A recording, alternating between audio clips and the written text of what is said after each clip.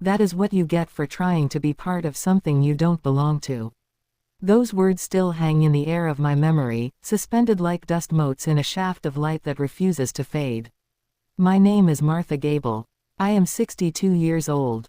And this is the story I kept locked behind the teeth of my silence for a year, until the silence began to taste like rust. That night at my son Julian's engagement party, his fiancée's mother, Victoria, didn't throw soup in my face. She didn't have to. She did something far more precise. She stood up during the toast, clinked her crystal glass with a silver spoon, and smiled at me with eyes that looked like polished ice. "Martha," she said, her voice carrying over the hushed crowd of the country club banquet hall. "We are so grateful you could come. Truly. We know these events can be overwhelming for someone of your background." The room didn't fall silent, it tightened. I felt the air grow thin. I was wearing my best dress, a navy blue suit I had tailored myself from a pattern I'd used for 20 years. It was clean, pressed, and dignified. But compared to the sequins and silk surrounding me, I might as well have been wearing burlap. "Your background?" I asked, my voice steady. I had learned long ago that shaking gives them power. Victoria smiled, a slow stretching of lips that didn't reach her eyes. "Oh, you know, working class. Hands-on. We just want to ensure Julian understands the level of commitment required for this family. We wouldn't want any distractions or dependencies." She looked at Julian, my son, the boy I had raised alone after his father walked out when Julian was 3. The boy I had put through private school by baking cakes until my wrists locked up and my fingers burned from oven heat. The boy who used to tell me, "You're the queen of the kitchen, Mom." Julian didn't look at me. He looked at his plate. He swirled his wine. And then, he nodded. A slight, almost imperceptible nod. "That's fair, Mom," Julian said, still not looking up. "We just need to focus on the future." The floor didn't open up beneath me this time. Instead, it turned to concrete. Heavy, cold, unyielding.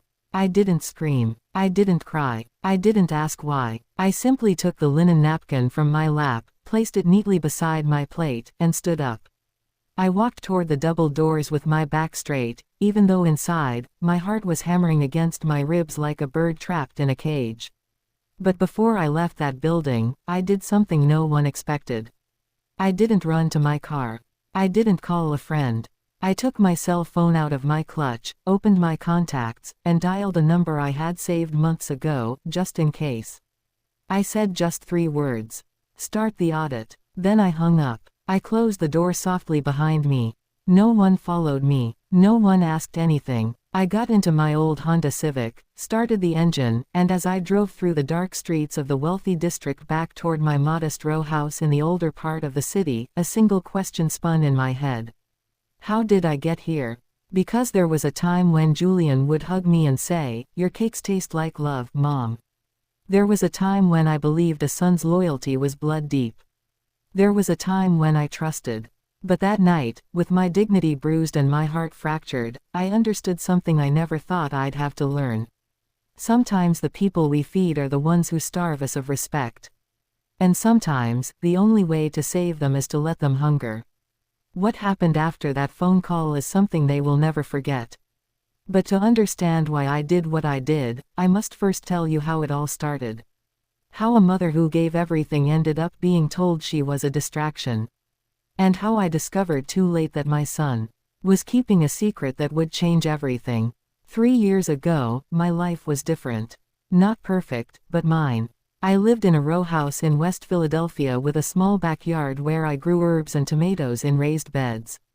I had my routine. Strong black coffee at 6, a walk around the block to clear my head, and then I would open the door to Gable's Fine Pastries, the small bakery I owned on the ground floor of my building.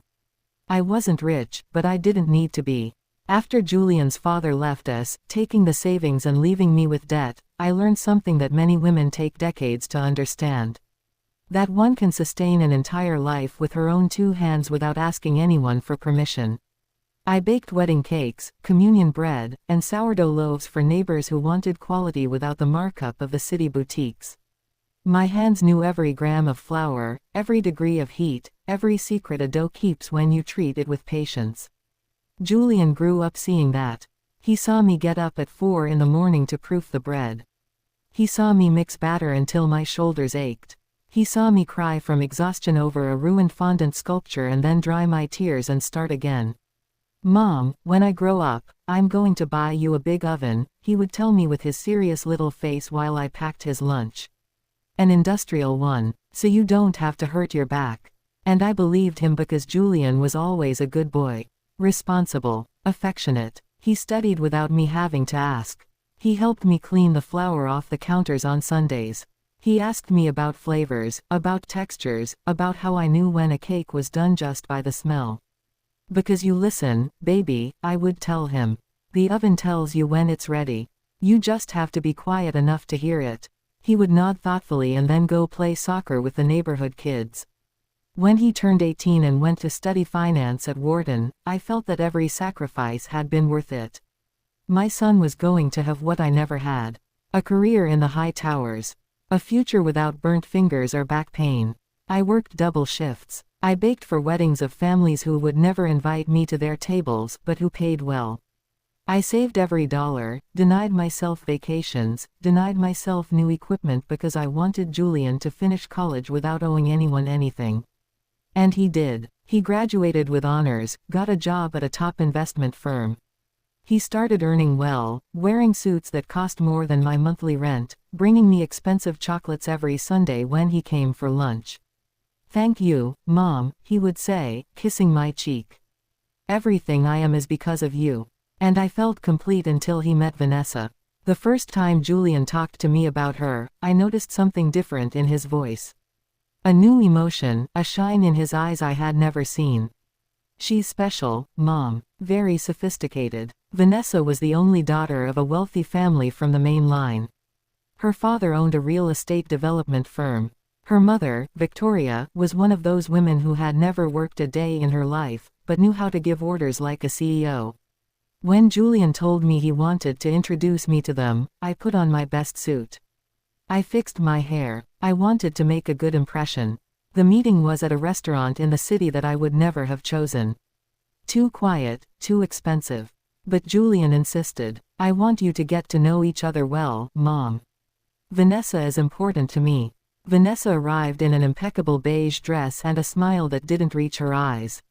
She was pretty, polite, but cold. We talked about unimportant things.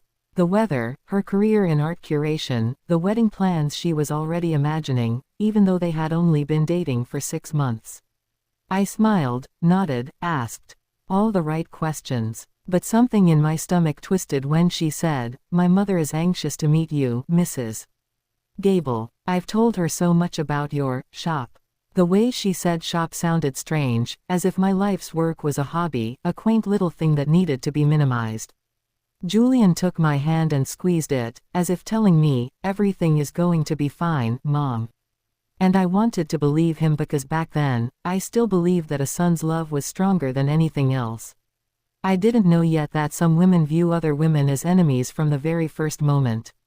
And I didn't know yet that Victoria had already decided, long before meeting me, that I wasn't enough for her family. That afternoon, when we left the restaurant, Julian hugged me tight and said, "Vanessa adored you, Mom." He told me this in the car. I smiled, but deep down a small, cold voice whispered something I didn't want to hear. "That girl is lying and Victoria is too." 3 months later, they invited me to dinner at their house. That was when everything started to crack. Victoria's house on the main line was exactly as I imagined. Massive, cold, and full of things nobody needs. Crystal chandeliers, Persian rugs, oil paintings, and gold frames. Furniture that looked like it came straight out of a decor magazine. So perfect it was scary to dirty it just by looking. When Julian and I arrived that night, Victoria received us at the door with a smile that didn't reach her eyes. "Martha, how nice to see you," she said, giving me 2 air kisses without really touching my cheek. Come in, come in. Try not to track any dust." I didn't feel at home. I felt like an intruder. Vanessa appeared from the staircase, radiant in a pale pink dress that probably cost more than 3 months of my rent. She greeted me with the same polite empty smile as always. "Mrs. Gable, how nice you look." Victoria's husband, Richard, was a large man with a raspy voice who barely shook my hand before returning to his armchair in front of the television. He didn't say much all night, just grunted occasionally and drank scotch. Julian seemed happy, comfortable, as if that house were more his than our small row house where he had grown up. That hurt me more than I wanted to admit. Dinner was served by a young housekeeper who went in and out of the kitchen without making a sound, eyes downcast. Victoria didn't even look at her when she asked for something. More wine. And bring the cheese plate.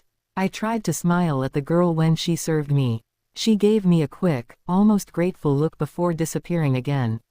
The conversation during dinner was tense from the start. Victoria talked about her friends at the club, the vacation they were planning to the Hamptons, the new car Richard had bought. Because one can't just drive around in anything, right, Martha? She said with a light laugh. One has to maintain a certain standard. I nodded without knowing what to say. Vanessa intervened, touching Julian's arm with a possessive gesture. Mother, I already told Julian that when we get married, he has to think about a bigger house. That apartment he has is very modest. Julian laughed uncomfortably. The apartment is fine, babe. It suits me well. But we're going to have children, aren't we? Vanessa insisted with a sugary voice. We need space, safety. Besides, my dad can help you with the down payment. I felt a knot in my stomach. My son had bought that apartment with his own money. I had watched him work hard to get it, and now this girl was talking about it as if it were an embarrassment. I think Julian knows what is best for him, I said with a calm but firm voice. Victoria stared at me for the first time all night. Of course, Martha. Julian is a very smart young man. That's why I'm sure he'll make the right decisions for his future. For his new family. The way she said his new family was like a silent slap, as if I no longer formed part of that future. Julian said nothing, just kept eating with his head down, and I understood something terrible in that moment. My son was letting them push me aside. Victoria kept talking. Now, about the wedding. Vanessa and I are already looking at venues. The wedding will be at the club, of course. It's where my parents got married, my grandparents, the whole family. And the reception at the Ritz. Nothing too ostentatious, but elegant, because things must be done properly, right? I nodded, feeling my throat close up. No one had asked me anything. No one had included me in these plans. It was as if my son's wedding didn't belong to me. And what do you think, Martha? Victoria asked suddenly with that fake smile. Do you like the idea? It sounds beautiful, I said, forcing a smile. The important thing is that Julian and Vanessa are happy. Exactly, she said, raising her wine glass. The important thing is that they are happy and that they start well without burdens. Without distractions. Without burdens. The word hung in the air like poison. Vanessa got up to go to the bathroom. Richard fell asleep in his armchair, and Victoria took that moment to lean toward me, her voice low but clear. Martha, you seem like a reasonable woman, so I'm going to be direct with you. Julian is a good boy, but he's accustomed to a certain life, a simple life, and that's fine. But now he is going to be part of our family. And our family has expectations. Expectations, I repeated, feeling the heat rise up my neck. Yes, expectations. Vanessa needs stability, a husband who can provide, and Julian needs to focus on his future, not on the past. Her eyes bored into me. The past, I whispered. Don't misunderstand me, Martha. I know you've done a lot for your son. That is admirable. But now it is time for him to fly alone, without strings, without emotional dependencies. People talk, you know. They see a grown man still close to his mother and they wonder about his independence. I felt as if she had stabbed a knife into my chest. I have never been a burden to my son, I said, my voice trembling but firm. Of course not, she said, smiling. But now Julian has other priorities, and I am sure that you, as a good mother, will know how to step aside when necessary. We don't want the bakery to interfere with his schedule. I couldn't respond because at that moment Vanessa returned from the bathroom. Julian started smiling again as if nothing had happened and the housekeeper brought dessert. Crème brûlée. I didn't taste a bite. When dinner ended, Victoria gave me a small box. A little detail, Martha. So you think of us. Inside was a fine china teacup, white with gold rims. Elegant, expensive, cold. Thank you, I said without looking her in the eyes. In the car on the way back to my apartment, Julian was quiet. So was I. Finally, when we arrived in front of my building, he broke the silence. Did you like Victoria, Mom? I looked at him, searching his eyes for the boy he used to be. The boy who hugged me and called me his queen. But that boy wasn't there anymore. She seems like a strong woman, I said, choosing my words carefully. Yes, he replied, smiling. She's incredible. She and Vanessa are very close. It's nice to see that. And us. I wanted to scream. We aren't close anymore. Asterisk. But I said nothing. I just got out of the car, said goodbye with a kiss on the cheek, and walked up the stairs to my empty house. That night, while I brewed coffee in my old pot and looked out the window at the city lights, I held the cup Victoria had given me. It was beautiful, perfect. But when I brought it to my lips, I couldn't drink the coffee I had just poured because that cup wasn't a gift. It was a message. You don't belong in our world. Asterisk. I left it on the table untouched and went back to grabbing my old ceramic mug, the one I had used every morning for years. That one was mine. That one knew the taste of my life. And as I drank my coffee in silence, a question began to grow inside me like a dark weed. How far would this woman go to get me out of my son's life? The following months were like walking barefoot on broken glass. Every step hurt, but I kept moving forward, smiling, telling myself that everything would be okay, that it was normal, that this is how things are when a son gets married, that I had to learn to let go. But the truth is, they weren't letting me let go. They were ripping me away. Julian started visiting less. Before, he came every Sunday without fail. He'd arrive with pastries. He'd help me move flour sacks. He'd stay to eat and tell me all about his week. But after that dinner at Victoria's house, the visits became bi-weekly, then monthly, then sporadic, always with the same excuse. Sorry, Mom. Vanessa and I had plans with her family. Sorry, Mom. Victoria invited us to lunch at the club. Sorry, Mom. We have to see about the wedding. Always Vanessa. Always Victoria. Always them. I said it was fine. That I understood that he was busy, but inside something was dying little by little. One afternoon, Julian called to tell me that Vanessa wanted me to go with them to choose the wedding cake. Really? I asked, my heart jumping in my chest. Yes, Mom, Vanessa insisted. She says, you're an expert in flavors and wants your opinion. For the first time in weeks, I felt hope. Maybe I had been wrong about Vanessa. Maybe she did want to include me. Maybe it was all a matter of giving it time. On the day of the appointment, I arrived half an hour early at the boutique, an elegant shop in the city with cakes that cost what I earned in 2 months. Vanessa arrived late, accompanied by Victoria and 3 friends who wouldn't stop laughing and taking photos with their phones. Mrs. Gable, Vanessa said, kissing my cheek. I'm so glad you came. We need your expert eye. I sat on a velvet sofa while they looked at design books. All beautiful, all expensive, all looking the same to my eyes. The friends applauded. Victoria gave orders to the consultant, and I sat there quiet without anyone asking me anything. Until Vanessa pointed to a tiered cake covered in edible gold leaf. What do you think, Mrs. Gable? She asked. All eyes turned to me. I took a deep breath and told the truth. It is beautiful, but I think the gold leaf is too heavy. It masks the flavor of the sponge. A simple vanilla bean frosting with fresh berries would highlight the quality of the baking better. The silence was immediate. The friends stopped smiling. Victoria looked at me with cold eyes, and Vanessa let out a nervous laugh. Oh well, it's just that this type of design is what's in fashion. Mrs. Gable, I don't know if you are very up to date with trends. Her friends laughed quietly but loud enough for me to hear. Victoria stood up and put a hand on Vanessa's shoulder. My darling, you look spectacular in everything. Don't worry, this cake is perfect. We're taking it. Vanessa smiled, relieved. Yes, Mother. You're right, Mother. Vanessa had called Victoria Mother, and she still called me Mrs. Gable. I stayed seated on that invisible velvet sofa while they kept talking about flowers, centerpieces, and designer favors. No one asked me anything again. When we left the boutique, Julian was waiting for us outside. Vanessa ran to him and showed him photos of the cake. Isn't it true? I'm going to look precious, love. You're going to be the most beautiful bride in the world, he said, kissing her. I hung back, clutching my purse, feeling like a shadow.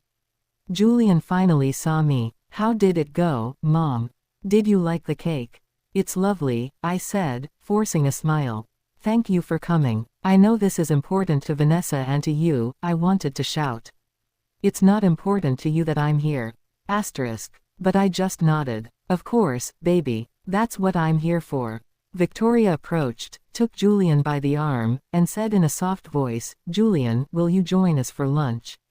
We have to talk about the final wedding details. Of course, Victoria. Mom is coming too, right? Vanessa asked, looking at me with that polite, empty smile. Before I could answer, Victoria said, oh no, my dear. Surely Martha is tired. Besides, we are going to talk about very specific organizational things. We don't want to bore her. Julian said nothing. He didn't defend me, didn't insist, didn't say, my mother is coming with us. He just said goodbye with a kiss on the cheek and left with them. I stood on the sidewalk watching them walk away. And for the first time, I cried in public.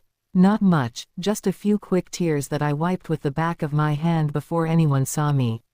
I took the bus back to my shop. I didn't want to spend money on a taxi.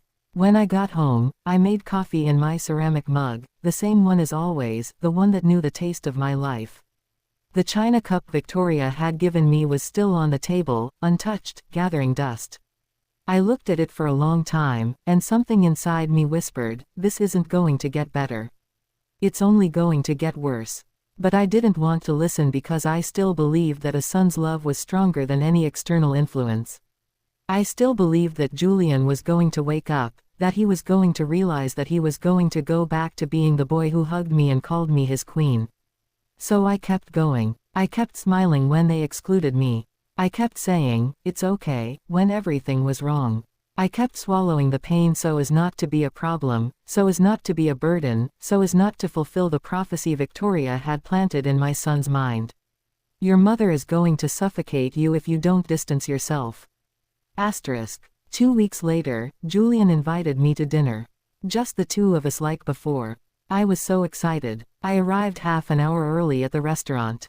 I had dressed with care. I wore a burgundy dress that I had sewn myself with discreet embroidery on the collar. I wanted my son to feel proud of me. But when he arrived, he wasn't alone. Vanessa was with him. Sorry, Mom. Vanessa wanted to join us. I hope you don't mind. Of course not, I lied. Throughout dinner, Vanessa talked non-stop about the wedding, about the honeymoon they were planning in Italy, about the condo her father was going to give them as a wedding gift. It's in the main line, Mrs. Gable. 3 bedrooms, 2 full baths, and a terrace with an incredible view. My dad says it's important to start well. Julian looked happy. I just smiled. And when the check came, Julian took out his wallet and said something that split my heart in two. Mom, can you lend me $5,000?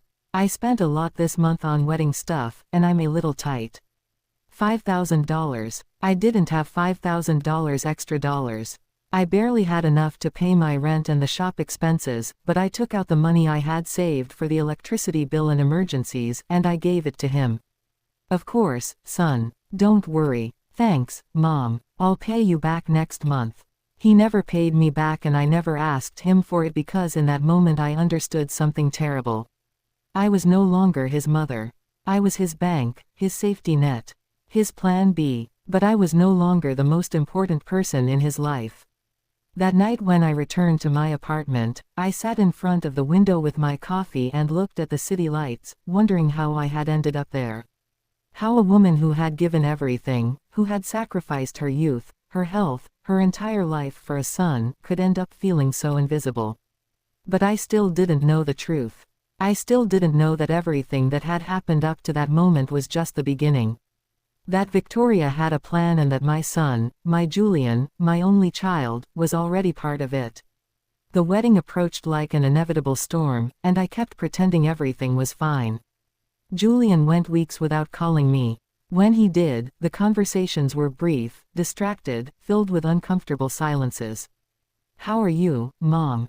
"Fine, son. And you?" "Fine, fine. Busy with preparations, you imagine." "Well, I got to go. Vanessa is calling me." Click. Asterisk. And I was left with the phone in my hand, feeling like something inside me emptied a little more each time. But the worst wasn't the short calls. The worst were the invitations that never arrived. I found out by chance that there was a bachelor party for Julian, a golf weekend at a club in Virginia. No one told me. There was also a rehearsal dinner at an extremely expensive steakhouse with the godparents, with close family. No one invited me. When I asked Julian why they hadn't included me, he got uncomfortable. "Oh, Mom, they were small things. Last minute, we didn't want to bother you." Bother you? As if my presence were a nuisance. As if I were a problem to be avoided. But I stayed quiet, kept smiling, kept saying, "Don't worry, son. I understand." Until one afternoon, everything changed. It was a Tuesday. I remember because Tuesdays have always been slow days at the shop. I was finishing decorating a wedding cake when the doorbell rang. I opened the door and found a young delivery guy with a blue cap and a manila envelope in his hands. "Martha Gable." "Yes, that's me. Sign here, please." I signed without thinking. The boy gave me the envelope and left. I closed the door and looked at the package. It had no return address, just my name handwritten in black ink. Something in my stomach twisted. I sat in the shop chair with trembling hands and opened the envelope. Inside were photographs. Many photographs. At first, I didn't understand what I was seeing. They were images of Julian, my son, in different places. Restaurants, a parking lot, a hotel entrance. But he wasn't alone. He was with a woman. And that woman wasn't Vanessa. It was Victoria. I felt the floor move beneath my feet. The first photo showed Julian and Victoria leaving a restaurant. He had his hand on the small of her back. She was laughing with her head thrown back. The second photo was in a parking lot. Julian was opening the car door for her. Their faces were very close, too close. The third photo knocked the air out of my lungs. It was at the entrance of a hotel, the Ritz. Julian and Victoria entering together. He had a hand around her waist. She was looking at him with a smile I had never seen on her. An intimate smile. A smile of a woman who knows a man's body. I dropped the photographs to the floor. My hands were shaking so much I couldn't hold them. My heart was beating so hard I felt it was going to burst. No, no, no. This cannot be real. Asterisk. I picked up the photos with clumsy fingers. I looked at them again and again, looking for some logical explanation. Maybe it was a business lunch. Maybe Victoria needed help with something. Maybe. But there were more photos. Julian kissing Victoria's cheek too close to her lips. Victoria adjusting Julian's tie with her hands on his chest. Both of them entering. An apartment and address I didn't know. And the last photo, the one that made me let out a moan I didn't know I had inside. Julian and Victoria on a balcony at night. He was hugging her from behind. She had her eyes closed, leaning against his chest, like two lovers who have shared something forbidden. I got up from the chair, stumbling. I ran to the bathroom and vomited. I threw up everything I had inside until only dry heaves remained and a bitter taste in my mouth. I stayed there, kneeling in front of the toilet, crying uncontrollably. My son, my only son. The boy I raised alone. The boy to whom I gave everything. The boy who called me his queen. He was having an affair with his fiancée's mother. With a woman 20 years his senior. With a woman who had humiliated me time and time again. And suddenly everything made sense. That's why Victoria hated me so much. That's why she had wanted me out of Julian's life from the beginning. It wasn't because I was poor or simple or from another world. It was because I was her rival, the true mother, the one who knew Julian from before, the one who could see what she had made of him. And that's why Julian had abandoned me. Not for Vanessa, for Victoria. For that woman who had seduced him, manipulated him, turned him into her toy. I stayed on the bathroom floor for who knows how long, crying, shaking, feeling everything I thought I knew about my life crumble. When I finally managed to get up, I washed my face with cold water and returned to the shop. The photographs were still there, scattered on the chair. I picked them up one by one with hands that no longer trembled because the shock was giving way to something else, something cold, something hard, something I didn't know existed inside me. I put the photos back in the envelope and sat in front of my mixing table, looking at the whisk hanging from the rack. I thought about all the times Victoria had humiliated me. I thought about all the times Julian had ignored me. I thought about the wedding approaching, about Vanessa, that poor girl who had no idea her fiancé was sleeping with her own mother. And I thought about me, about the woman who had worked until she bled to give her son a better life, the woman who had swallowed insults and scorn without saying a word, the woman who had believed a son's love was forever. That woman was dead, and in her place stood someone new, someone who was no longer going to stay silent. I took my phone and dialed a number I had saved months ago when a client had told me about a private investigator who had helped her discover her husband's infidelity.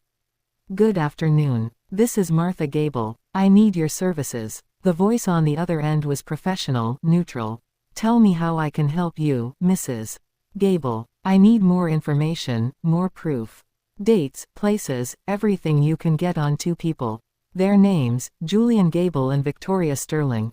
There was a pause. "Any relationship between them?" "Yes," I said with a voice that no longer trembled. "He is my son and she is his fiancé's mother."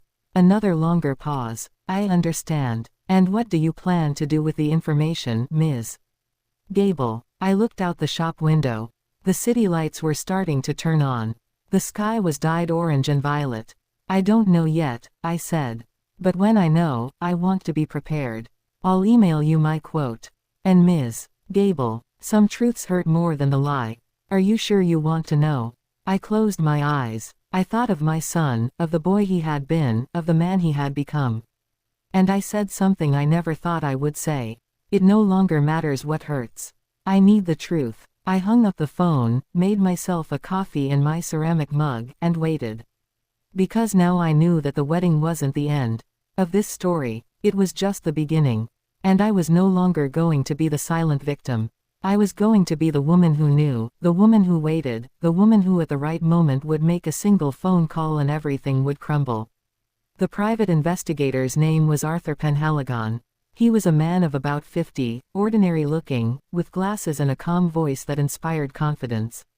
We met in a discreet coffee shop in West Philadelphia, far from anywhere anyone might recognize me.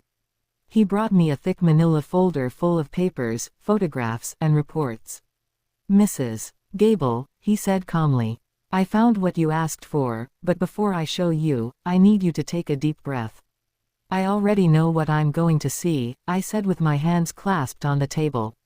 "No," he replied, looking me in the eyes. "Believe me, you don't know." He opened the folder and my world finished breaking. The first photos were similar to the ones I had received in the anonymous envelope. Julian and Victoria in restaurants, hotels, in an apartment in Center City that, according to the investigator, she had rented specifically for their encounters. "This apartment is leased to a shell company," Arthur explained. "But I traced the payments. They all come from Victoria Sterling's personal account." I felt nauseous again, but I forced myself to keep looking. There were hotel records, the Ritz, the Four Seasons, rooms booked in her name, but security cameras showed both entering together. "Since when?" I asked with a voice I barely recognized as mine. Arthur turned several pages and pointed to a date. "The first record I found is from 1.5 years ago." 1.5 years. My son had been sleeping with his fiancé's mother for 1.5 years. Since before he and Vanessa got engaged. Since before I met that family. "There's more," Arthur said with a grave tone. He showed me bank statements, transfers from Victoria's account to Julian's account, large amounts. $10,000 here, $20,000 there, $50,000 on one occasion. "What is this?" I whispered. "Payments," Arthur said. "Your son is receiving money from her regularly." The word hung in the air like poison. Payments. My son wasn't just having an affair with that woman. He was letting her keep him. "Is there anything else?" "Yes," Arthur continued. "And this is the most delicate part." He took out another set of documents. "I investigated the finances of Mr. Richard Sterling, Victoria's husband. He is bankrupt. The real estate firm that is supposedly so successful is on the verge of collapse. He has debts with several banks, and the house on the main line has 3 mortgages. I sat in silence, processing. So, it's all a lie? I asked. The wealth, the money, the status, it's a facade. Arthur confirmed. A very well-constructed facade, but it's falling apart, and I think Victoria knows it. That's why she's using her daughter. Using Vanessa. How? Arthur took out more papers. Vanessa inherited a considerable fortune from her maternal grandmother 2 years ago. Close to $5 million in property and bank accounts, but that money is in a trust that can only be touched under certain conditions. What conditions? That Vanessa gets married. Once married, she has full access to that inheritance. And if something were to happen to Vanessa while married, the money automatically passes to her spouse. I felt the air escape my lungs. Julian, I whispered. Exactly, Arthur said. If Julian marries Vanessa and something happens to her, he inherits everything. And considering the relationship he has with Victoria. He didn't finish the sentence. He didn't have to. Do you think they plan to harm Vanessa? I asked, feeling horror rise up my throat. I don't have proof of that, Arthur said carefully, but I do have proof that Victoria is a very controlling, very ambitious, and very desperate woman. And your son, Ms. Gable, forgive me for saying it this way. Your son is completely under her control. I closed my eyes. I thought of my Julian, of the boy who hugged me, of the young man who graduated with honors, of the man I thought I had raised. At what moment had he become this? At what moment had he stopped being my son and become the puppet of an unscrupulous woman? There is one last thing, Arthur said, and it is the most important. He took out an audio recording, a small device. I managed to place a microphone in the Center City apartment. It's illegal, I know, but I thought you needed to hear this.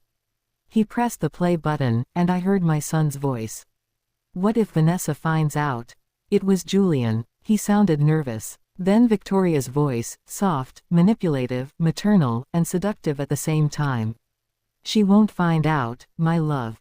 Vanessa is foolish. She only sees what she wants to see. But when we get married, how are we going to continue this? Asterisk. Julian listened to me. Well, a pause. Sounds I didn't want to imagine. Then Victoria spoke again with a firm voice. Vanessa is not going to be a problem for long. You marry her, wait a year, maybe 2, and then things happen. Accidents happen. Julian, I can't. Asterisk. You can't what? You can't be happy. You can't have the future you deserve. Julian, I love you. I love you like Vanessa never will. And when all this is over, we will be together, you and I, with all the money we need, without hiding. Asterisk. A silence. And then my son's voice, so low I barely heard it. Okay, I'll do what you ask.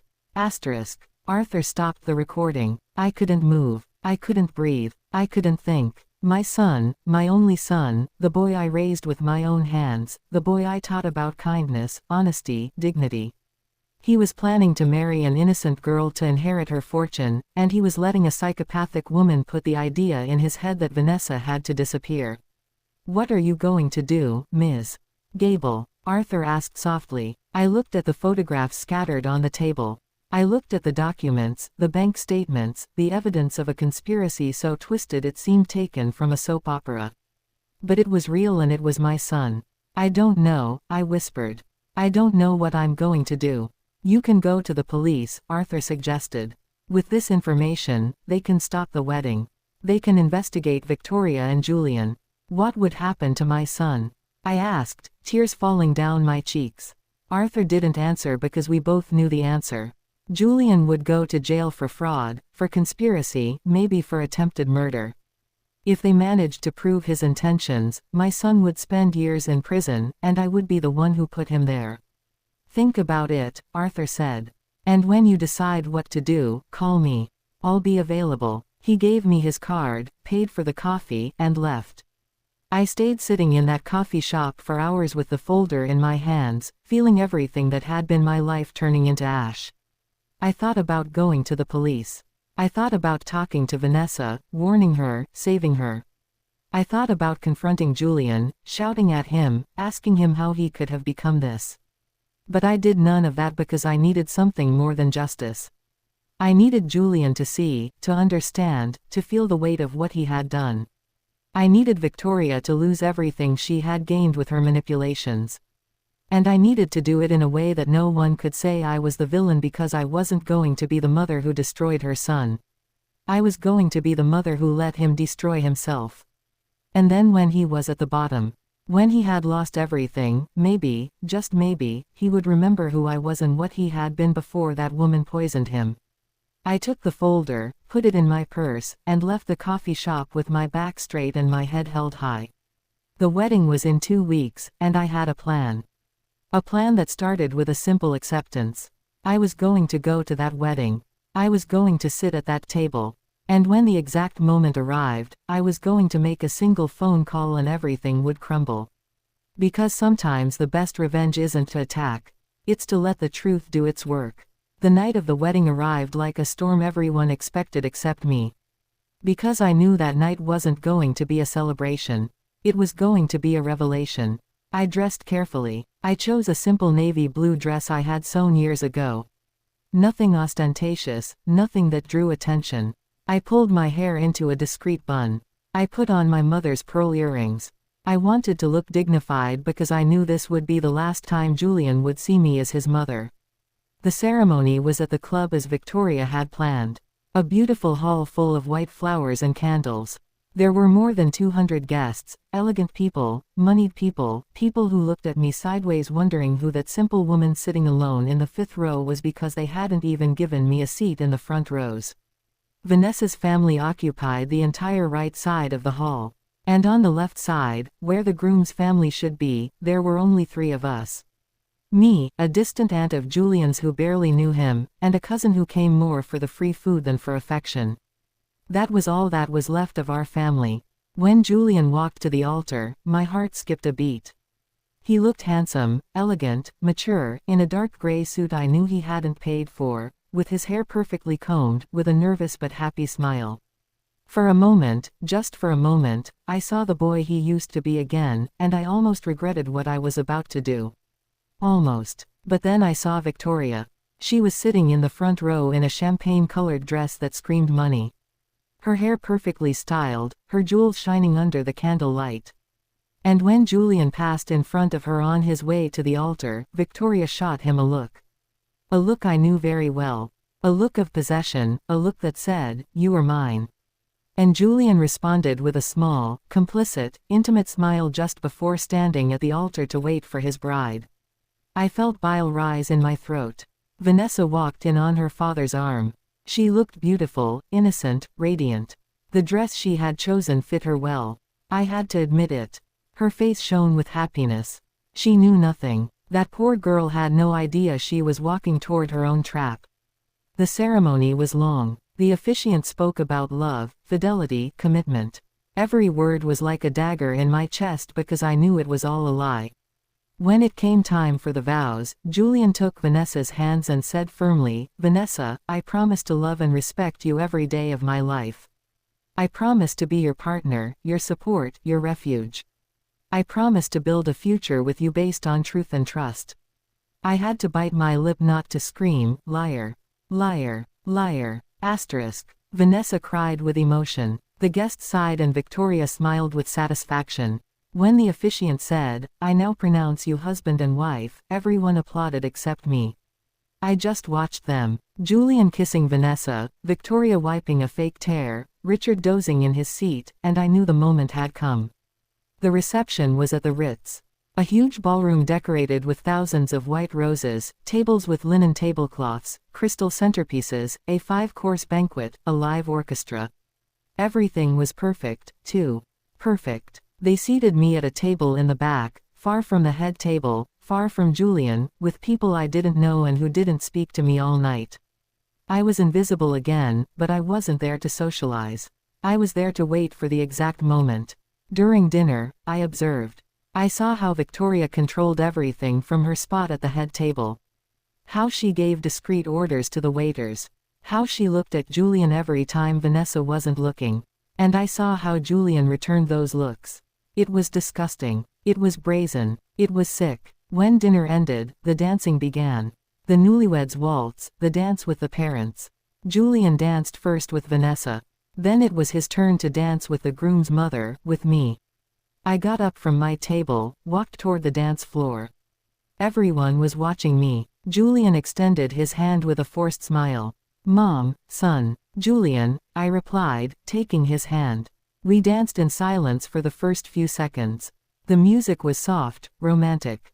Everyone watched us. "You look beautiful, Mom," he said without looking me in the eyes.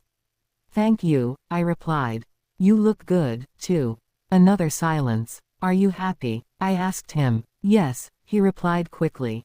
"Very happy." "Really, Julian? Are you truly happy?" For the first time all night, he looked me in the eyes and I saw something there. Something small, something that might have been guilt or maybe just discomfort. "Yes, Mom. Vanessa is wonderful. We're going to be very happy together." "And Victoria?" I asked, lowering my voice. "Is she wonderful, too?" His body tensed. He stopped dancing for a second, then continued, squeezing my hand tighter. "I don't know what you're talking about." "I think you do know, son." "Mom, this isn't the moment." "When is it going to be the moment, Julian?" "When? After something happens to Vanessa. After you inherit her money." He stopped completely, let go of me, looked at me with hard eyes. "What did you say?" "I know everything, Julian. Everything." The music kept playing, but we weren't dancing anymore.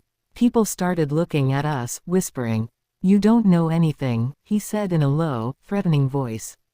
"You're inventing things. I have photographs. I have hotel records. I have bank statements. I have recordings." His face went pale. "Mom, what did that woman do to you, Julian? What did she do to turn you into this? You don't understand." He exploded, raising his voice. "You're never going to understand." The music stopped. Everyone was staring. Vanessa came running over, her wedding dress dragging on the floor. "What's happening, Julian?" "Mrs. Gable." Victoria appeared out of nowhere. She stepped between Julian and me. "Martha, I think it's better if you leave. Are you making a scene?" "A scene," I repeated, feeling the rage rise up my chest. "I'm making a scene." "Yes," she said firmly. "This is my daughter's wedding, and I'm not going to allow you to ruin it with your dramas." "My dramas?" I laughed without humor. "You want to talk about dramas, Victoria?" Vanessa looked at us without understanding. Julian was paralyzed. The guests murmured louder and louder. And then Victoria did something I will never forget. She turned to the nearest table, grabbed a bowl of seafood gumbo that was still hot, walked toward me with firm steps, and threw it in my face. I felt the boiling liquid burning my skin, the spices, the broth dripping down my dress, the pain, the humiliation. Everyone screamed. Vanessa shrieked. Someone ran for napkins, but I didn't move. I just stood there with the soup dripping down my face, looking Victoria straight in the eye. She smiled, that calm smile, that satisfied smile, and said clearly so everyone could hear. "That is what you get for trying to be part of something you don't belong to." The room fell into complete silence. And then Julian, my son, my only son, the boy I had raised alone, crossed his arms and said, "She's right, Mom." Those words cut me deeper than any knife. Vanessa was crying. The guests were whispering. Richard was still asleep in his chair, and I just took a napkin from the nearest table and wiped my burning face with all the dignity I had left. Then I walked toward the exit of the ballroom with my back straight, without running, without crying, without giving them the satisfaction of seeing me destroyed. But before leaving, I took my phone out of my purse, dialed the number I had saved, and said just 3 words. "It is time." I hung up, left the hall, got into my car, and as I drove through the dark streets toward my apartment, with my face burning and my heart broken into 1,000 pieces, I smiled because the call I had just made wasn't to the police. It was to someone else, someone who was going to change everything, and they would never forget it. I arrived at my apartment with my dress ruined and my soul even more ruined. But I didn't cry. I had no tears left. I took off the soup-soaked dress and threw it in the trash. I never wanted to see it again. I took a long shower, letting the hot water clean my skin, which still stung. When I got out, I put on my old cotton pajamas, the ones with holes in the elbows, the ones I had worn for years, the ones that were mine, and no one else's. I made coffee in my ceramic mug, the same one as always, and sat in front of the window to wait because I knew the call I had made was going to have consequences. Consequences that would start that very night. The person I had called wasn't the police. It wasn't a lawyer. It wasn't anyone who could put my son in jail. It was someone much more powerful than all that. It was Vanessa's grandfather, Elias Thorne. Vanessa's mother's father, the man who had left those millions in trust for his granddaughter. An 85-year-old man, a widower, a retired businessman, one of those men who built empires with their own hands and who didn't tolerate lies or betrayal. I had met him months ago at one of the few family gatherings I had been invited to. It was a casual lunch at Victoria's house. I was quiet in my corner, invisible as always, when Elias sat next to me. "You're the boy's mother, right?" he asked with a raspy but kind voice. "Yes, sir. I'm Martha." "Martha," he repeated, testing my name. "Pretty name. And what do you do, Martha?" "I have a bakery. I make cakes, breads."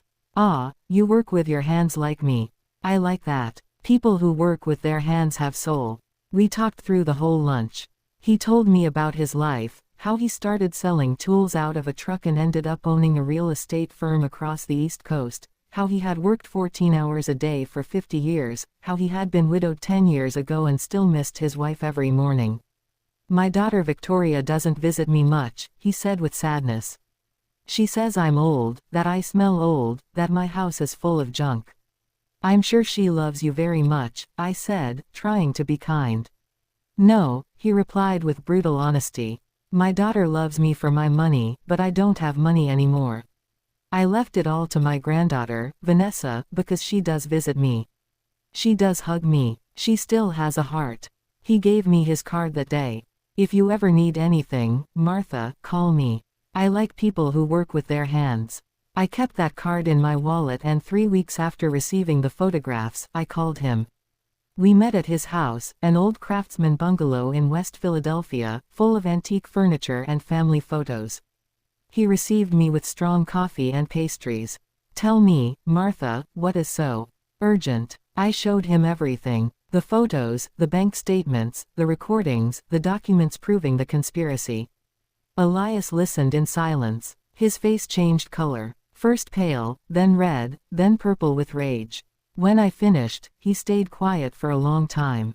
"My granddaughter is in danger," he said finally, his voice shaking. "Yes, sir. And your son. Your son is part of the plan."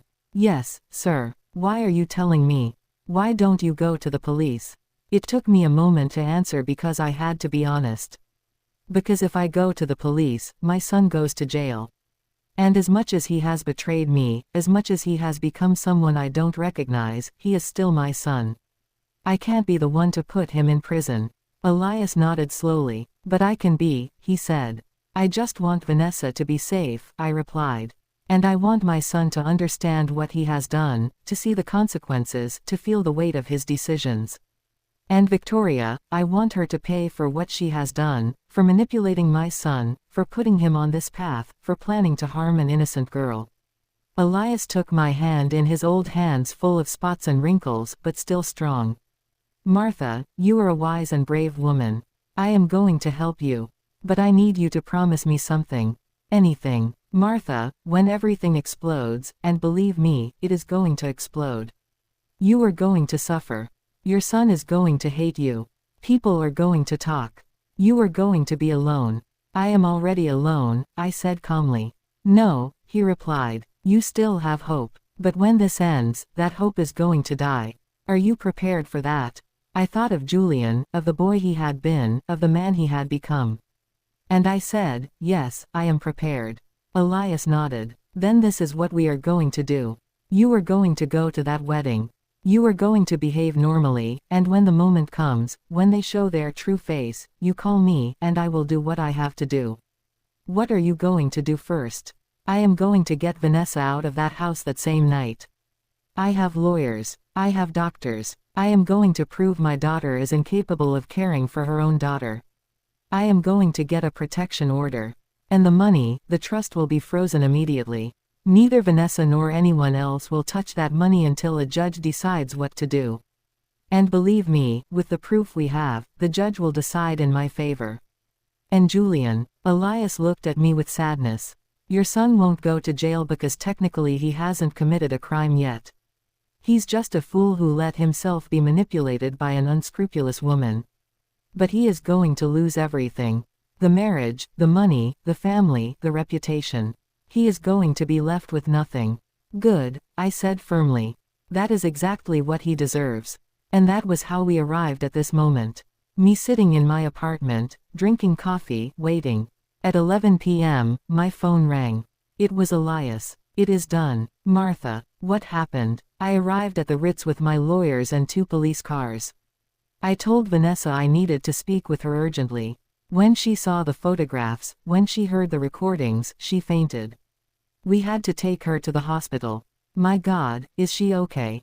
Physically, she is fine. But emotionally, that girl is destroyed. I'm so sorry. It's not your fault, Martha. It is my daughter's fault and that boy's fault. What happened with Julian and Victoria? Julian tried to explain, tried to say it was all a lie, but when he saw the proof, he fell silent. He stood there in his groom's suit, surrounded by guests who were whispering and pointing at him without saying anything. And Victoria, that woman. Elias's voice filled with contempt. That woman tried to deny everything, said the photos were edited, the recordings were fake, that it was a conspiracy against her. Did they believe her? Of course not. The scandal was monumental. Guests went running. The hotel staff didn't know what to do. And Richard, that useless man, slept through the whole drama. And now Vanessa is under my custody. We are going to annul the marriage. It was the same night. So legally, it's as if it never existed. The trust is frozen, and I filed a complaint against Victoria for fraud, extortion, and conspiracy to commit murder. Is she going to jail? God willing, yes. The lawyers say we have a solid case. Thank you, Elias. Thank you for protecting Vanessa. No, Martha. Thank you for warning me in time. You saved my granddaughter's life. There was a silence. And your son? Elias asked. Do you want to know about him? I closed my eyes, breathed deep. Tell me. He left the hotel at 2 in the morning alone without anyone. The guests looked at him with scorn. No one defended him. No one helped him. He left in his car. And I don't know where he went. I understand. Elias, your son lost everything tonight. How do you feel? How did I feel? Empty, sad, relieved, guilty, avenged, all at the same time. I feel at peace, I said finally. Because I did the right thing. Yes, Elias replied. You did the right thing. Not many mothers have that strength. We hung up. I sat in front of the window with my empty ceramic mug in my hands. Outside, the city was still alive. Lights, noise, people living their lives, and I was here alone, but with a clear conscience because it hadn't been revenge. What I sought was justice. Justice for Vanessa, who didn't deserve to be used. Justice for me, who didn't deserve to be humiliated, and justice for Julian, who needed to understand that actions have consequences. I hadn't put him in jail, but I had left him with nothing, without money, without family, without reputation. And maybe, just maybe, when he hit rock bottom, when he lost everything, when he was completely alone, he would remember who I was and what he had been before Victoria's poison corrupted him. That night, I slept deeply for the first time in months, without nightmares, without anguish, without that knot in my stomach that had accompanied me since I received those first photographs. Because I had done what I had to do, not with rage, not with a thirst for vengeance, but with the cold clarity of one who understands that sometimes the greatest love you can give someone is to let them face the consequences of their own decisions. Even if that means watching them fall, even if that means losing them forever. The days after the wedding were strange, silent, as if the world had stopped. I heard nothing from Julian for a week. He didn't call. He didn't write. He didn't come looking for me. And I didn't look for him either because I knew he needed time to understand what had happened, to process the magnitude of what he had lost. And I needed time to heal. Elias called me every 2 days to tell me how things were going. Vanessa was in intensive therapy, not psychiatric, but emotional. She had fallen into a deep depression after discovering the man she had married was having an affair with her own mother. It's too big a betrayal, Elias told me. Too twisted. My granddaughter doesn't understand how it could happen, and neither do I. How is she? Fragile. Very fragile. But she is 24.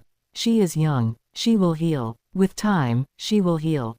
The scandal spread like gunpowder through the whole city. Social media exploded. Someone had recorded part of the confrontation at the Ritz and uploaded it to the internet. The video went viral in hours. Julian leaving the hotel alone, his suit rumpled, his face undone, Victoria screaming at Elias's lawyers, Vanessa being taken out on a stretcher. People commented, speculated, invented theories. Some said Julian was a victim, that Victoria had seduced and manipulated him. Others said he was an opportunist, a fortune hunter, a man without morals. The truth, as always, was somewhere in the middle. Julian wasn't completely innocent, but he wasn't completely guilty either. He was a weak man who had made terrible decisions because he didn't have the courage to say no. By the second week, Elias gave me more news. The DA accepted the complaint against Victoria. They are going to investigate her formally for fraud and conspiracy. How likely is it she goes to jail? With the proof we have, very likely. The recordings are enough. The lawyers say she could face between 8 and 15 years. 15 years. Victoria, the woman who had humiliated me, who had manipulated my son, who had planned to harm her own daughter to keep her money, was going to pay. And Richard? I asked. That poor man knew nothing. He's a drunk who has been disconnected from his family for years. The investigators confirmed he had nothing to do with the plan, but now he is alone. His wife is on her way to jail. His daughter hates him and his business is bankrupt. Is he going to lose the house? Already lost it. The bank foreclosed last week. Now he is living in a rented room in West Philadelphia on a miserable pension. I didn't feel pity for him because Richard had eyes. He had ears. He had been there in that house for years, watching his wife destroy lives, and he had done nothing. Sometimes complicity is as guilty as the action. In the third week, Julian finally sought me out. He arrived at my apartment at 8 at night without warning. He knocked on the door with soft blows. When I opened it, I almost didn't recognize him. He had a beard of several days, deep circles under his eyes, wrinkled clothes, unkempt hair. He had lost weight. He looked destroyed. "Mom," he said with a broken voice. I stood in the doorway without moving. "What do you want, Julian? I need to talk to you. We have nothing to talk about. Please, Mom, just let me in." I hesitated. Part of me wanted to slam the door in his face, to tell him to leave, that he was no longer my son.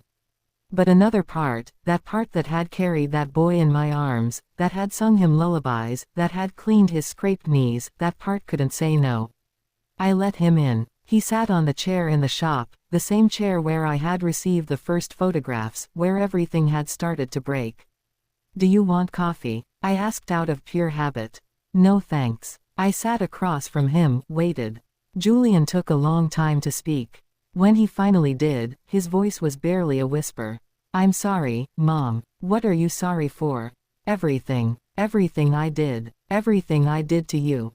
And Vanessa. Are you sorry for her, too?" He nodded, tears falling down his cheeks. "Yes, especially for her.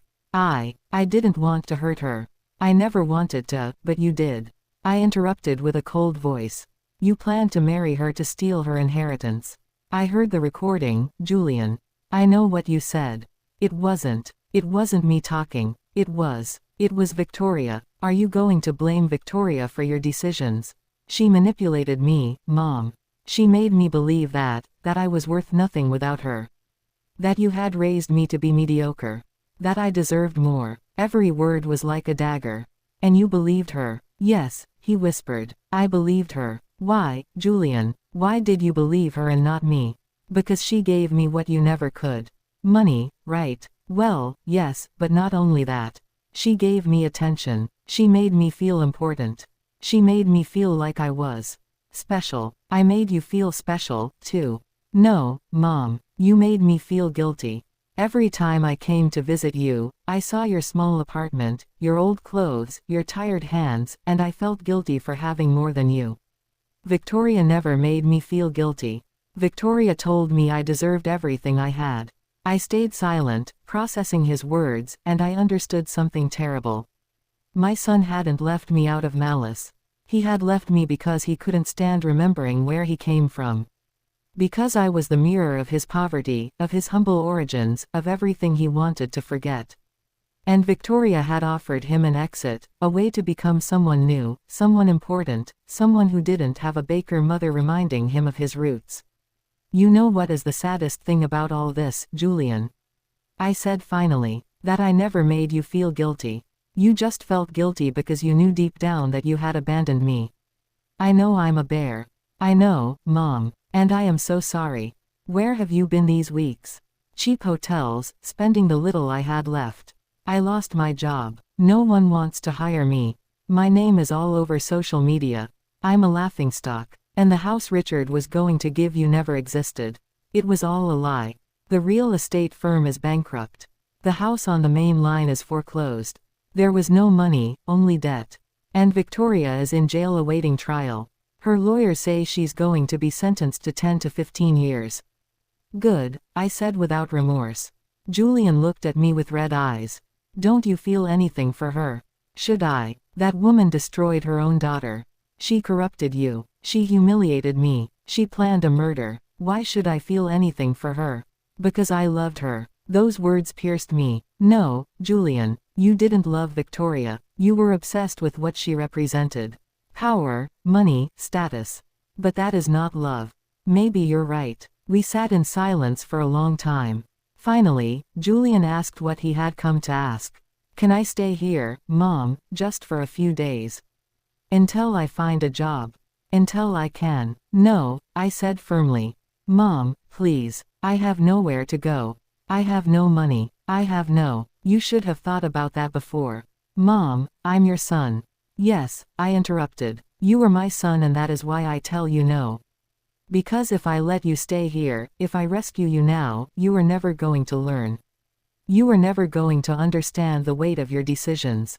Then what do you want me to do? Sleep on the street. I want you to do what I did when your father abandoned us. I want you to get up, work, rebuild your life with your own hands, without shortcuts, without manipulations, without depending on anyone other than yourself. I can't, Mom. I'm not as strong as you. Then learn to be. Julian stood up from the chair. He looked at me with a mix of pain, rage, and desperation. Someday you're going to forgive me, Mom. Someday you're going to. Maybe, I interrupted. But that day is not today, nor tomorrow, nor next month. Maybe in years, or maybe never. That depends on you, on who you decide to be from now on. And if you change and if you become someone better, then maybe, just maybe, we can talk again. But not as mother and son, but as two people who once knew each other and need to learn to know each other again. Julian nodded, crying. He walked to the door, opened it, and before leaving, turned one last time. I love you, Mom. I know, I replied. But love without respect means nothing. He left. I closed the door and stood there, listening to his footsteps fade down the hallway. I didn't cry because there was nothing to cry about. I had done the right thing, the hardest thing, the most painful thing, but the right thing. Chapter 10, The Sweetest Bread. That night, while I drank coffee in my ceramic mug and looked out the window, I thought about everything that had happened. About how Victoria, that woman who believed herself so powerful, so smart, so superior, had ended up alone in a cell. About how Richard, who had hidden behind alcohol for years, had lost everything he once had.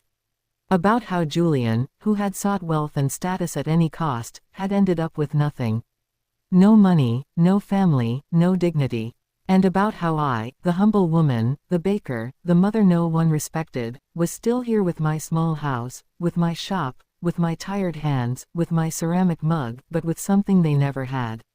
Peace. Because life always collects its debts.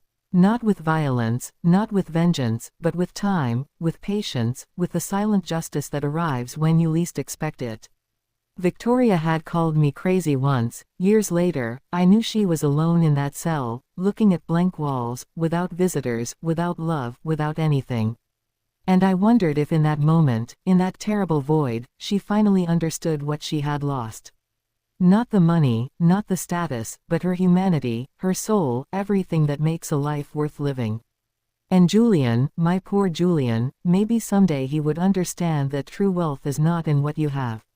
It is in who you are, in how you treat people, in the dignity with which you face your mistakes. But that day hadn't arrived yet. And I couldn't wait for it because my life, my precious life, kept moving forward with or without him. 2 years have passed since that night. 2 years since I saw my son leave my apartment without a dime in his pocket and without a place to go. 2 years since I decided that the greatest love I could give him was to let him face the consequences of his own decisions. And in these 2 years, I have learned things I never thought I would have to learn. I have learned that silence can be more powerful than 1,000 words. That dignity is not negotiated, that forgiveness does not mean forgetting, and that sometimes letting go of someone you love is the bravest act you can do. My life has changed, not in spectacular ways. I didn't become rich. I didn't move to a big house. I didn't stop baking, but it changed where it matters. In the deep, in the soul. I still live in my row house in West Philadelphia. I still work in my shop. I still brew my coffee every morning in the same ceramic mug I've used for years. But I no longer feel invisible. I no longer feel small. I no longer allow anyone to make me feel less than I am because I understood something fundamental. A person's worth is not in how much money they have or in what neighborhood they live or who they associate with. A person's worth is in their capacity to remain standing when everything crumbles. In their capacity to choose the right thing even if it hurts, in their capacity to forgive themselves for not having been perfect. Elias became a very dear friend. He comes to visit me every 2 weeks. He always brings pastries from his favorite bakery and coffee. He prepares himself in his old house in West Philadelphia. We sit in the shop among sacks of flour and mixing bowls and talk about life. About what it has been like raising children in difficult times. About how it hurts to see the people we love take wrong paths. About how old age teaches you that in the end the only thing that matters is being able to look in the mirror and recognize the person you see. Vanessa asked about you last week, he told me on his last visit. Yes, I asked surprised. How is she? Better, much better. She finished therapy last month, started studying psychology, says she wants to help other women who have gone through what she went through. I'm so glad to hear that. She wants to meet you, Martha, says she wants to thank you for saving her. I felt a knot in my throat. I didn't save her. I just did what I had to do. That is exactly what saving someone means, Elias replied with a sad smile. Doing the right thing, even if it costs you everything. Vanessa came to visit me one October afternoon. She arrived alone without warning, knocking timidly on the shop door. When I opened it, I almost didn't recognize her. She was no longer the fragile, scared girl I had seen at the wedding. Now there was something different in her, something stronger, more mature. Mrs. Gable, she said softly, can I come in? Of course, child, come in. She sat on the shop chair, the same one where Julian had sat 2 years ago. I made her coffee. We talked about unimportant things for a few minutes, the weather, her studies, how she liked living with her grandfather, until she finally gathered the courage to say what she had come to say. I want to thank you for everything you did. You don't have to thank me for anything, Vanessa. Yes, I do, she insisted with tears in her eyes. You saved my life. Literally, if you hadn't called my grandfather, if you hadn't done something. I did it because it was right. Because you are a good girl who didn't deserve what they were doing to you. My mother. Her voice broke. My own mother planned. I know, child. I know. Vanessa cried for a long time. I sat beside her and stroked her hair as I would have done with a daughter. Because in a way, in that moment, she needed a mother. A real mother. Not the one she had had, but the one she deserved to have. How did you get over it? She asked me when she calmed down. How did you manage to keep going after everything that happened with Julian? I breathed deep. It wasn't easy. There were nights I wanted to call him, rescue him, tell him everything was fine and he could come home. But I knew if I did, he would never learn. He would never change. And has he changed? I don't know, I admitted. 6 months ago, he wrote me a letter. He told me he got a job in a factory, that he's living in a small room in Norristown, that he's going to therapy, that he's trying to be better. Did you reply? No, not yet. Why? Because I need to be sure he is changing for him, not for me.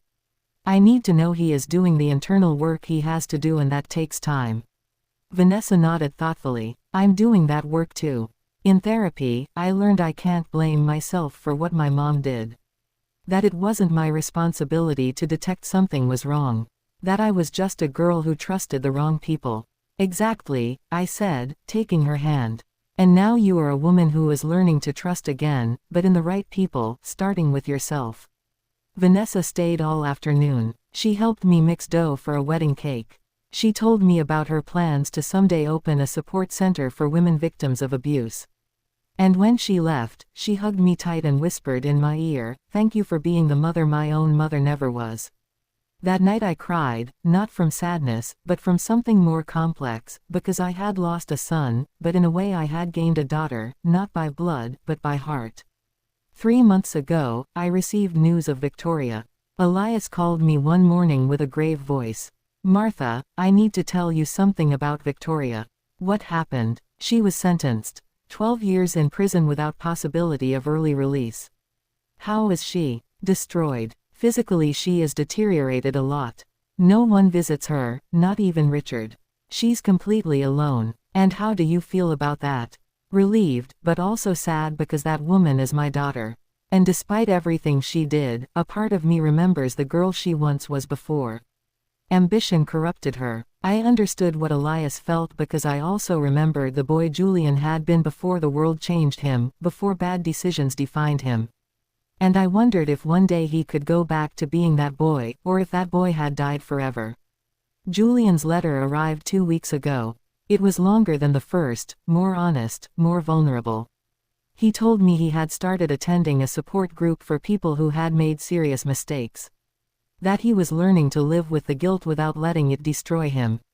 That he was saving every dollar to someday be able to pay me back all the money he had borrowed and never paid. "I don't expect you to forgive me, Mom," he wrote. "I don't expect us to go back to what we were. I only hope that someday when you see me on the street, you don't cross to the other side to avoid me. I only hope you know that every day I wake up trying to be a better man than I was yesterday. And every day I think of you, of how I treated you, of how I failed you, of how I let a woman convince me that you were the problem when you were the only person who really loved me. Sometimes I pass in front of your building. I don't knock. I don't come up. I just stand there on the sidewalk looking at your window wondering what you might be doing.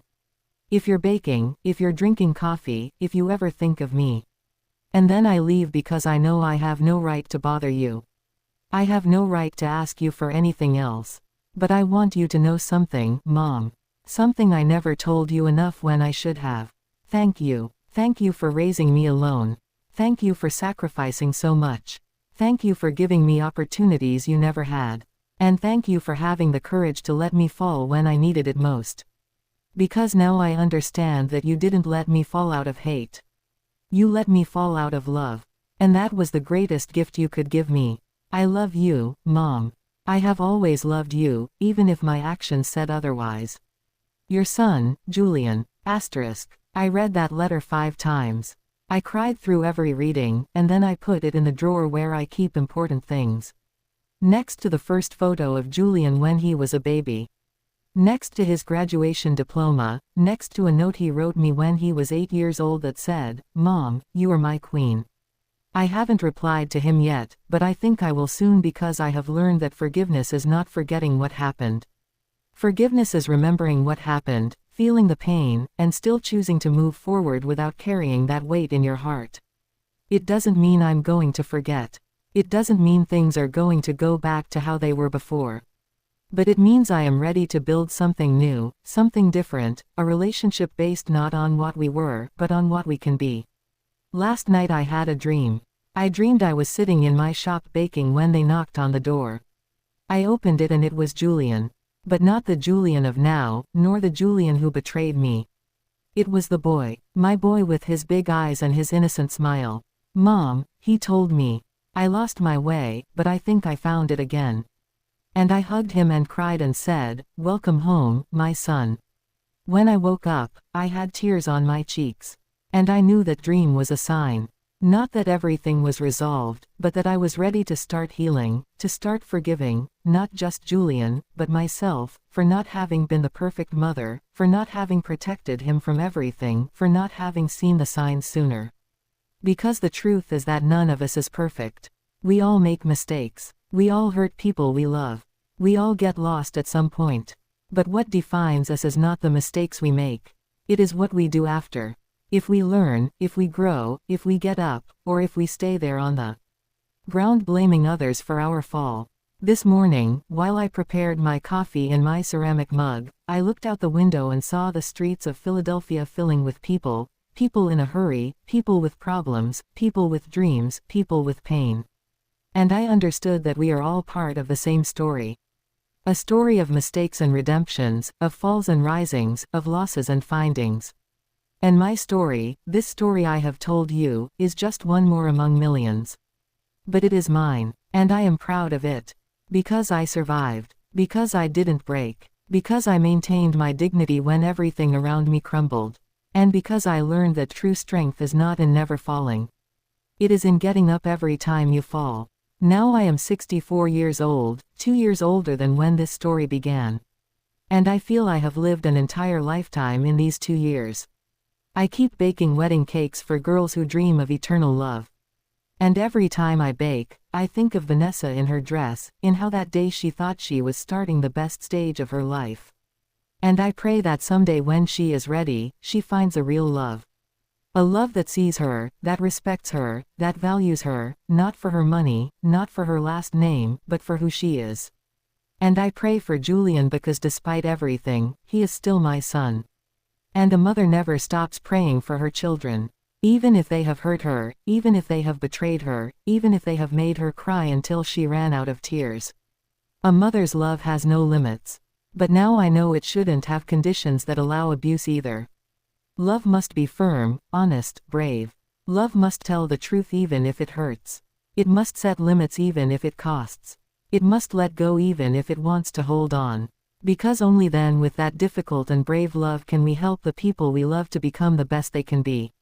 If my story helps a single woman open her eyes, if it helps a single mother understand that loving doesn't mean permitting. If it helps a single person choose dignity over comfort, then it will all have been worth it. Every tear, every pain, every sleepless night, every difficult decision, everything. Because this story isn't just mine. It belongs to all the women who have been humiliated and have chosen to stand up. To all the mothers who have had to let go of their children to save them.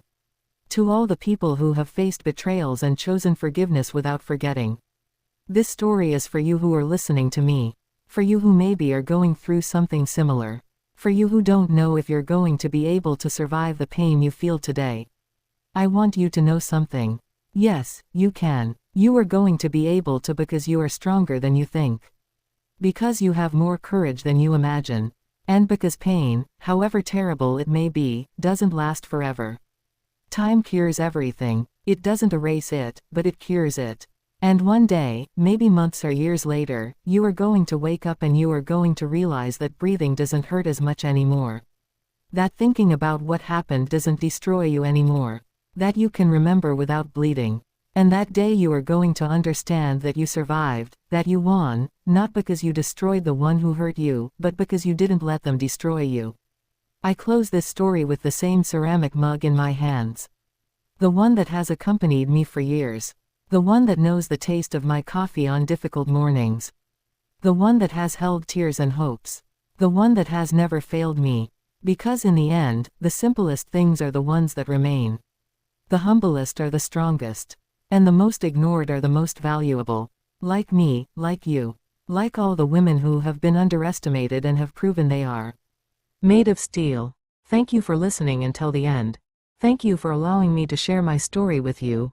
And remember, life always collects its debts, not with vengeance, but with truth, with time, with silent justice. And in the end, always, always good triumphs. Maybe not in the way we expected, maybe not when we expected, But it triumphs because the universe has a memory and no one escapes the consequences of their own actions.